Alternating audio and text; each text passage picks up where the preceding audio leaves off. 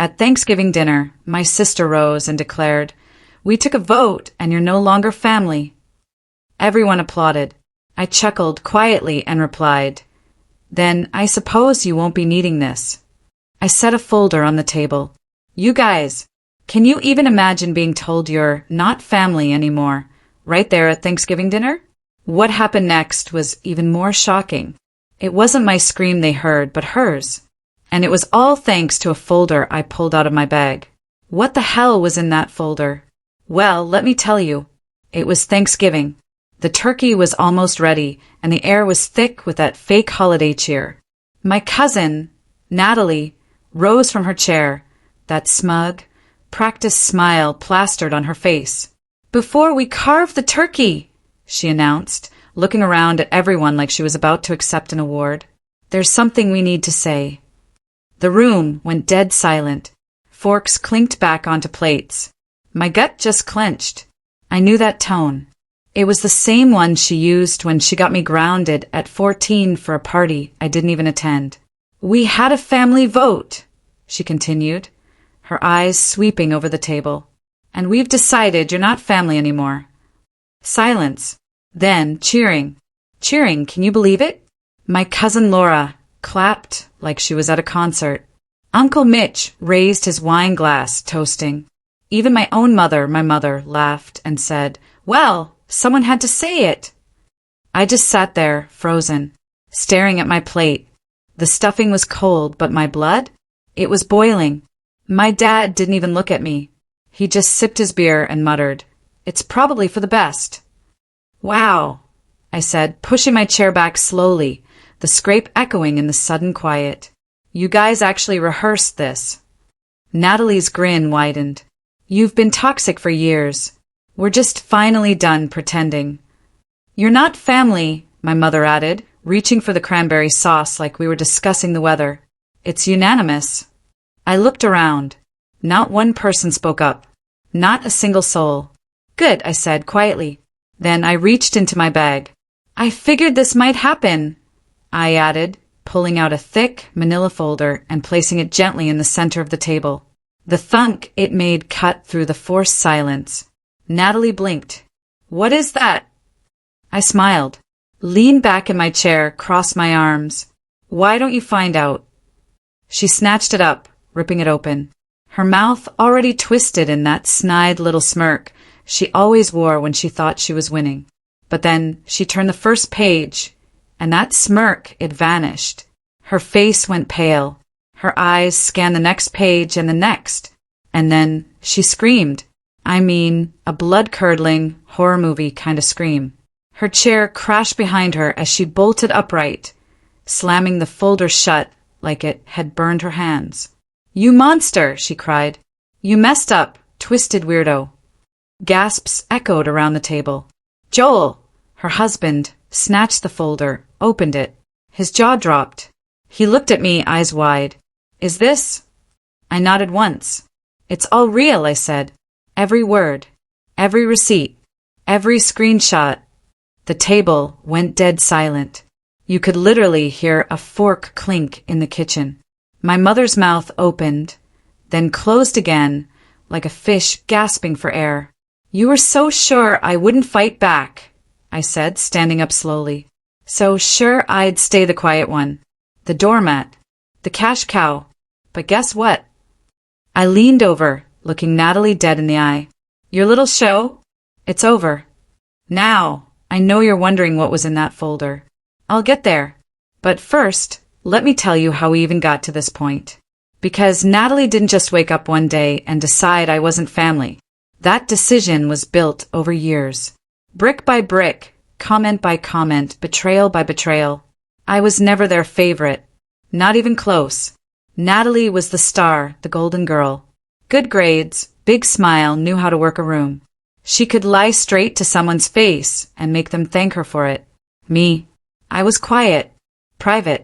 I didn't need attention, and they hated that. They took my silence as weakness.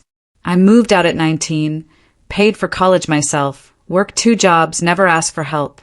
Meanwhile, Natalie flunked out of 2 majors, went to Europe to find herself, then came home and married Joel. the human equivalent of a LinkedIn profile in a blazer. The wedding? I paid for half. My parents couldn't afford it, but somehow still managed a 2-week cruise right after. I didn't complain. I never did.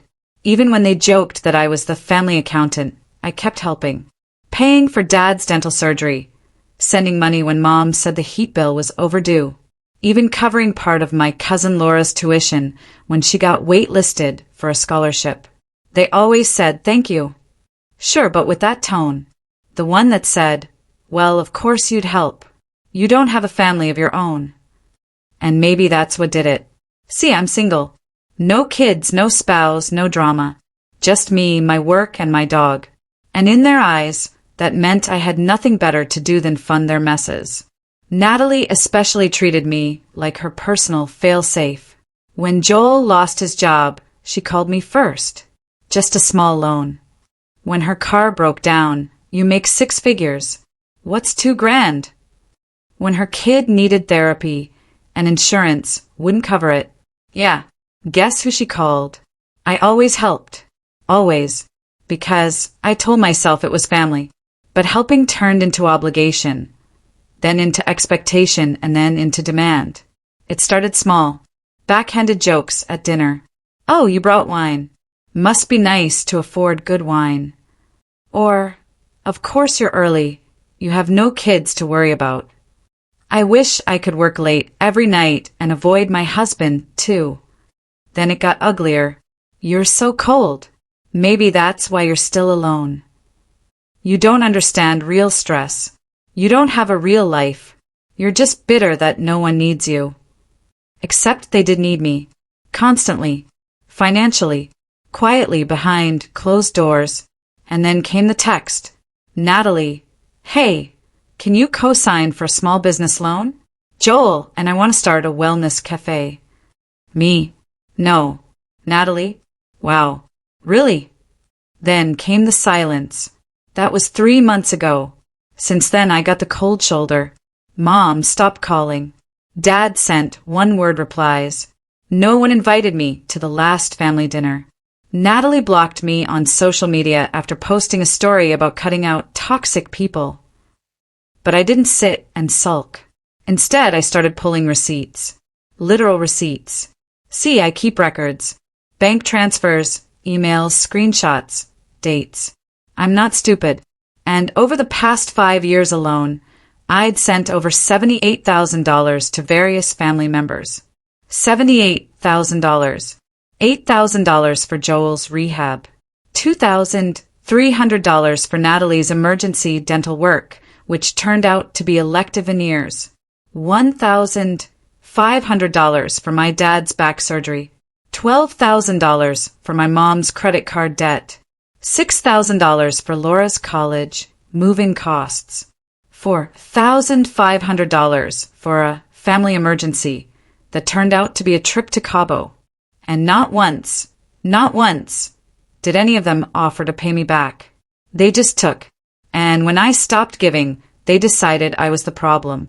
So I made the folder. Inside, every transfer confirmation, every email and text request for money. Screenshots of Natalie calling me manipulative to her friend because I said no to the loan. A timeline of every major payment I made in the last 5 years. And as a cherry on top, copies of Facebook and Instagram posts where they mocked me. I had screenshots of Natalie calling me a cash cow with no spine in a private comment thread she didn't know I had access to. So yeah, that's what she saw when she opened the folder. That's what made her scream. Because Natalie wasn't just exposed. She was dismantled. Fact by fact, line by line, page by page. All while the rest of the family realized what they had done. My mom looked ready to faint. Joel. He stared at the line that said $4,200 to cover Natalie's credit card used at a hotel in Santa Monica with someone named Alyssa, and just whispered, "What is this?" I didn't answer. I didn't have to, because for the first time ever, I wasn't defending myself. I was just showing them the truth. You kept records, my mom said finally, her voice shaking. Of everything. I turned to her, calm as ever. You never remembered, so someone had to. Natalie was still standing, still pale, her fists clenched at her sides. Her eyes darted to Joel, to me, to the folder. "This is a violation," she spat. "You had no right to, no right?" I said, standing up slowly. "You just stood in front of this whole family and declared me not family. You all clapped, and now you're upset that I came prepared." Joel flipped another page in the folder. "What's this about Santa Monica?" he asked, his voice tight. Natalie's head snapped toward him. "Don't start." "Who's Alyssa?" he continued. "Why were you at a hotel for 3 nights on my credit card?" Her silence was louder than any answer. "Wait," my mom cut in, holding her hands up. "Can we all just calm down and be reasonable?" "Sure," I said. "Let's be reasonable. Let's talk about the time you called me a parasite while cashing the check I sent you." She blinked. "That's not fair. We were under stress." "No," I snapped. "You were under stress and I bailed you out. Every single time. And the one time I say no, suddenly I'm the enemy." My dad, who had been dead silent until now, finally spoke up. "You're making this into something bigger than it is." I turned to him, and my voice dropped cold. "You let them do this to me for years. You knew. You saw it. You heard it. And you let it happen because it was easier than standing up to them." He didn't deny it. Natalie slammed her hand on the table. "You're just bitter because no one needs you anymore." "Wrong," I said coldly. "I'm not bitter. I'm done." She let out a bitter laugh. "You're pathetic. Do you know how dramatic this all looks? Bringing a folder, printing screenshots. You think this makes you the victim? You're just proving you're a control freak." "And you're just proving," I said, "that you only cared about me when I was paying your bills." "You don't get to play the martyr," she shouted. "You chose to help. You didn't have to." "And yet, somehow," I said, stepping forward, "you expected it. Every single time. Until it wasn't help anymore. It was duty. And when I stopped, you voted me out." My voice cracked then, not from sadness, but from pure, unadulterated rage. "You didn't want a brother. You wanted a wallet with legs." Joel stood up now, still holding the folder. "Is this true?" he asked, looking at Natalie. "All of this?" Natalie looked at him, and for the first time, she didn't have a comeback. No fake tears, no deflection. Just silence. "You lied to me," he said. "About the hotel. About the money. About him. You made it sound like he was crazy." "I had to," she exploded. "He was turning everyone against me." "I wasn't," I said. "You did that all by yourself." The room went quiet again. Then my mom leaned forward and tried one more time. Her voice softened. "Listen, honey. We may have overreacted, but this is still family. And families fight. Let's just put this behind us." I cut her off. "You're not hearing me." She blinked. "What?" "I'm not asking for peace. I'm not asking for forgiveness. I'm telling you, I'm done." Natalie sneered. "Oh, stop pretending like this is some big moment. You've said that before." I looked her dead in the eyes. "Not like this." I reached into my coat pocket and pulled out another envelope. "What now?" my dad asked, clearly exhausted. I tossed it onto the table. Joel caught it before it slid off. He opened it. "Read the first line." His eyes widened. "What is this?" he whispered. I answered for him. "Power of attorney forms for Mom, revoked. Medical proxy, revoked. Emergency contact, removed. I've already signed the papers. I am legally and emotionally no longer responsible for any of you." My mother gasped. "You're cutting ties completely?" "Completely." "Completely," I said. "Starting now." "You're being selfish," she said, tears now forming. "We made mistakes, but we're still your family." I turned to her and my voice dropped again, calm, final. "No, you're not." I grabbed my coat, looked at them one last time, and walked out the door, leaving them in the middle of Thanksgiving dinner, stunned and speechless, surrounded by cold food and ugly truths. I walked out and I didn't look back. Not because it didn't hurt. It did. But as I closed the door behind me, stepped off their porch and into the cold night air, I felt something inside me shift. For the first time in years, I could breathe. I didn't drive straight home. I pulled off the road. Near the lake I used to visit as a kid, the place Dad used to take me fishing. I sat there in silence, staring out at the still water, and felt something I hadn't felt in a long time. Nothing pulling at me. No guilt, no pressure, no one waiting on a check or a ride or a favor. Just stillness. The next morning, silence. The day after that, still nothing. But on the third day, the messages started. First, my mom. A missed call. Then another, then a voicemail. You really mean it? We were angry, but we're still your family. I didn't respond. Then came the text from Natalie. You don't even realize what you've done. Joel's filing for divorce. Are you happy? Something is really wrong with you. Then my dad. You went too far. We all said things we regret, but what you did was nuclear. Your mother is a wreck. Come fix this. I didn't reply to any of them, and honestly I thought I'd feel guilty. I thought I'd toss and turn at night, wondering if I went too far.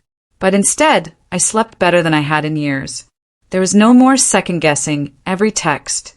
No more waiting for the other shoe to drop. No more late-night Venmo requests. Guilt trips disguised as emergencies.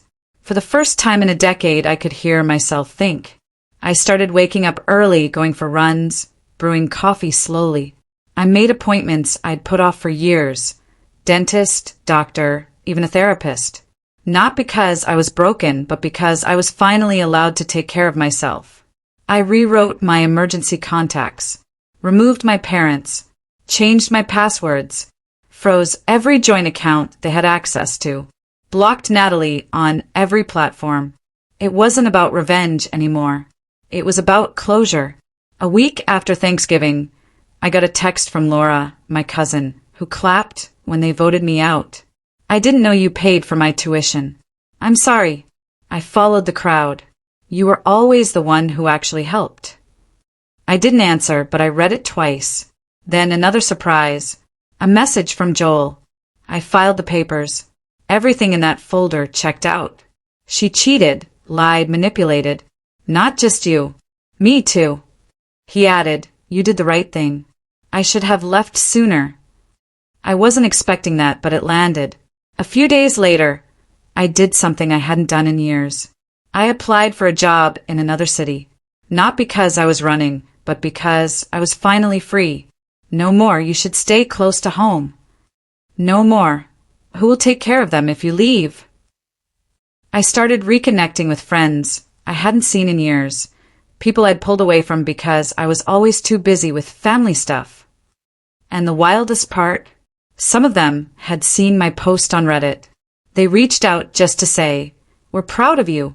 That was brave. No one asked for money. No one guilt me. No one tried to spin it. Just support. Simple, honest, clean. Someone asked me, don't you regret it? I thought for a second, then said, I only regret not doing it sooner. I thought that was the end. And in a way it was. But with people like them, nothing ever ends cleanly, especially when they start to feel the consequences of your absence. The first few weeks after Thanksgiving were quiet. Beautifully, eerily quiet. No calls, no guilt. Just peace. Until Christmas. On December 22nd, I got a text from my mother. Just a picture. It was their living room, decked out with stockings, a half-decorated tree, and in front and center, a massive empty space where they usually stacked the presents. It doesn't feel the same without you, the caption said. Ellie keeps asking why Uncle isn't coming this year. I stared at it for a long time. No apology, no ownership. Just the same manipulative undertone. Look what you've done. Look who you're hurting. I didn't reply. December 23rd, Natalie tried calling. I let it ring out. Then she sent a message. I know I messed up, but you don't have to punish everyone. Just come by for Ellie. She misses you. 2 minutes later. Also, Mom and Dad are behind on their mortgage. I know you don't care anymore, but the bank called today. I thought you'd want to know. There it was. The ask. Always hidden in a blanket of guilt. Always covered in fake softness. But it always ended the same way, with a request. I blocked the number. December 24th. Another text, this time from Dad. You made your point. We get it. But enough is enough. We need help. We're still your blood. That night, I sat alone by the fireplace with a glass of wine. I looked around my small apartment. No tree, no noise. Just me and the silence they always said would destroy me. And for the first time in my life, I was thankful for that silence. But it didn't end there. In January, I got a call from a number I didn't recognize. I picked up out of habit. Is this Daniel? A man's voice asked. Yes. Who's calling? My name is Mark, he said. I'm calling on behalf of your father. He mentioned you're the primary executive of the family trust. I froze. I revoked that role 2 months ago, I said. It was finalized by the family attorney. My name is off everything. The man paused. I see. Your father said he couldn't reach you directly and asked me to explore options. They're in a bit of a bind. Of course they were. Natalie and my parents had run out of options. The ATM was closed. The safety net was gone. Now they were trying to get creative. I hung up without another word. But the final straw came in February. I got an envelope in the mail. Handwritten. No return address. But I recognized my mother's handwriting instantly. Inside was a letter, 3 pages. The first page was all about regret. We said things in anger. You've always been the strong one. We never realized how much we leaned on you. The second page turned to guilt. Your father's health isn't good. Natalie's completely alone now. We're worried about Ellie. She's struggling. And the third page? That was the hook. We're selling the house, but we're underwater on the mortgage. We just need a little help to get through this. Then we'll never ask again. Please, Daniel, do it for your father. Do it for the family. I sat with the letter for a while. Let myself feel every ounce of what they wanted me to feel. The weight of responsibility, the sting of obligation, the aching need to fix what was broken. Then I folded the letter, got up, walked to the kitchen, and tossed it in the trash. The truth is, they weren't asking for help. They were asking for access again. They didn't want me back in the family. They wanted the version of me who didn't say no. The one who paid silently, sacrificed silently, suffered silently. But that version of me? He's gone. I'm not their scapegoat anymore. I'm not their golden goose. I'm not the duct tape holding a broken house together. I am done. And the most terrifying part for them? I'm doing just fine without them. I got a new job, moved to a new city. Bigger place, clean slate. I started volunteering on weekends. Not because anyone needed me, but because I wanted to. I built a life where no one calls me at 11 p.m. to cover a mistake they refuse to own. Where I'm not punished for being independent. Where kindness isn't used as leverage. I don't regret helping them, but I do regret how long it took me to stop. You want to know what real peace feels like? It's not being surrounded by family. It's being free from people who only call you family when they need something. It's been a few months now since I first shared this story. They didn't change. After I cut them off, after the folder, after the screaming and the silence and the letters, I thought maybe, just maybe, someone would get it. That they'd reflect. That they'd say, we're sorry. They didn't. They got quiet for a while. Then they got strategic. Then they got desperate. Then they got ugly again. But me? I got free. I moved. I got a job that doesn't keep me up at night. I started therapy. Real therapy, the kind where you stop trying to fix everyone else and finally learn how to sit with yourself. I cook for myself now. I sleep better. I go outside more. I don't flinch when the phone buzzes. And yeah, sometimes I think about Ellie, about what she's being taught, about what she'll grow up believing is normal. But I also know this. I was the example of someone who finally said enough. A few days ago, I got another letter, handwritten from my mom. It was 3 words, We're still family. No context, no apology, no change. Just the same old hook. And for the first time, I didn't feel anything. No anger, no sadness. Just nothing. I threw it away and made dinner. So now I'm back here because this place gave me a kind of clarity I didn't expect. Strangers saw me clearer than my own blood ever did. Tell me, what would you have done in my place? Did I do the right thing, cutting them off, dropping the weight, saying no and meaning it? Was I too cold? Or was I finally just done being the only one holding it all together? I don't know. But I do know this. For the first time in my life, I'm not surviving. I'm living. Let me know what you think in the comments. I really want to hear from you.